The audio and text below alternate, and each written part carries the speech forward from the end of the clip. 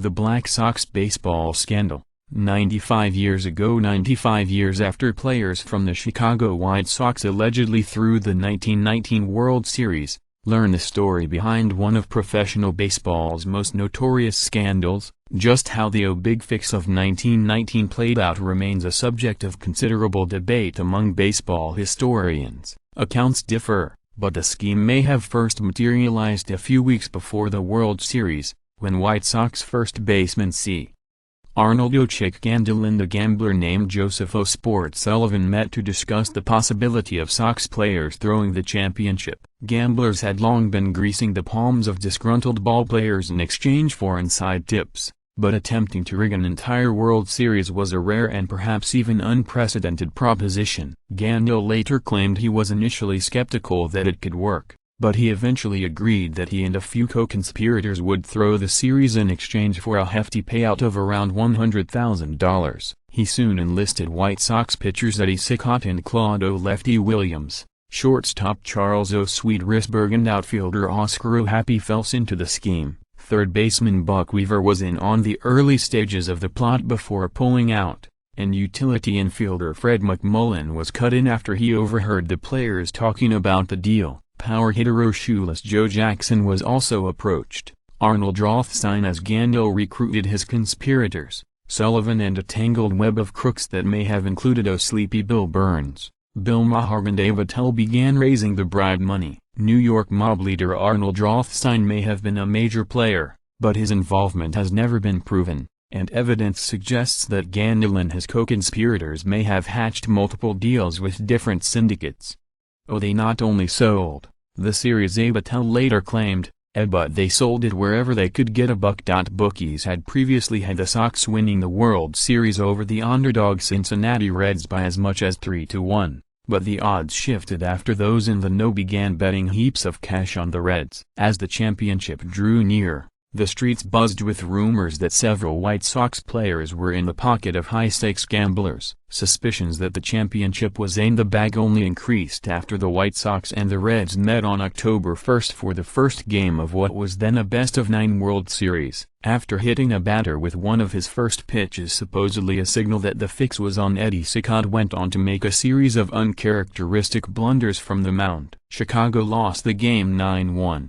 Leading the New York Times to marvel, never before in the history of America's biggest baseball spectacle has a pennant winning club received such a disastrous drubbing in an opening game. The faulty play continued in Game 2, when Sox pitcher Lefty Williams gifted the Reds a 4-2 win after walking 3 batters in a row. The White Sox continued losing over the next few games, and by October 6, the series stood at 4-1 in favor of the Reds. Everything was proceeding as planned, yet according to later accounts, many of the crooked Sox players had begun to grow restless. They had purportedly arranged to receive their bribes in 5 $20,000 installments, one after each loss, but the gamblers had failed to deliver the full amount. After Game 5, the furious ballplayers supposedly called off the fix once and for all and resolved to play to win for the rest of the series.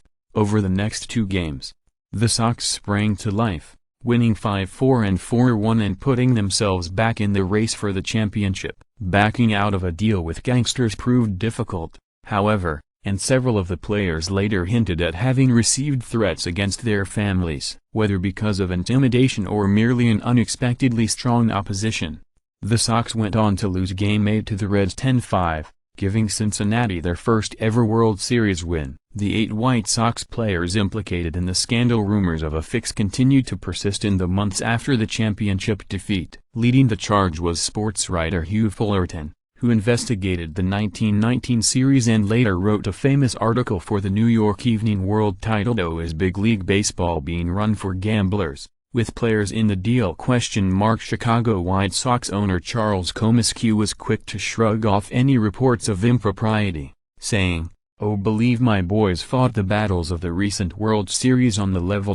Despite his claims to the contrary, evidence would later show that Comiskey had been tipped off about a possible fix early in the series and may have attempted to bury the story to protect his business interests. Baseball's leading figures appeared content to let the 1919 World Series go unexamined, and it largely did until August 31, 1920, when evidence surfaced that gamblers had rigged a regular season game between the Cubs and the Phillies. A grand jury convened to investigate, and speculation soon turned to the previous year's World Series. Around that same time, gambler Bill Maharg went public with an account of his own involvement in the fix. As the accusations mounted, Eddie Cicotte decided to testify before the grand jury. During a tearful mea culpa, the pitcher admitted involvement in the scandal, saying, "I don't know why I did it, broken bar, I needed the money. I had the wife and kids."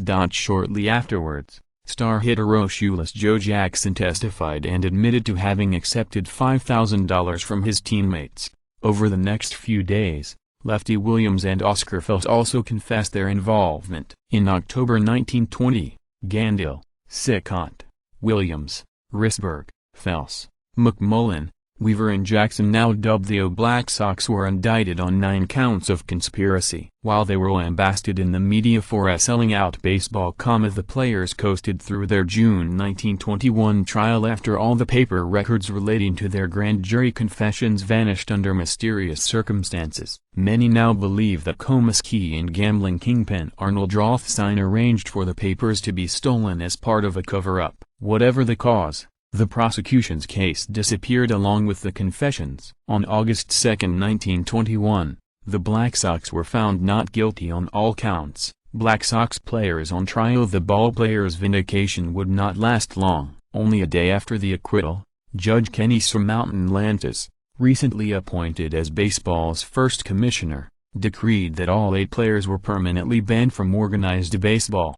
Regardless of the verdict of juries, Lantis wrote, "No player who throws a ball game, no player that undertakes or promises to throw a ball game, no player that sits in conference with a bunch of crooked players and gamblers where the ways and means of throwing a game are discussed and does not promptly tell his club about it, will ever play professional baseball." The edict effectively destroyed the careers of the 8 Black Sox. Some of them later tried to win reinstatement to the league, but Commissioner Lantis ensured that none of the disgraced ballplayers ever set foot in a big league diamond again. The decision was especially harsh toward Buck Weaver, who was banned even though he supposedly dropped out of the plot before it started. Joe Jackson, meanwhile, had admitted to accepting money from the Black Sox, but later claimed that he was an unwilling participant and had tried to tip Comiskey to the scheme.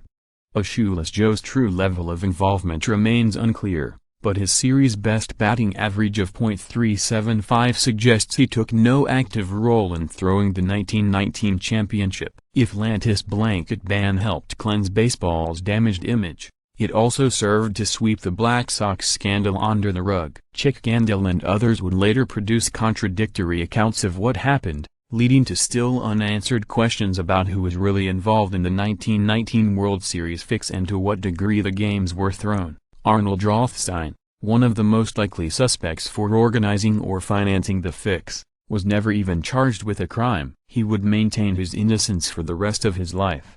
Despite widespread rumors that he made a fortune betting on the series,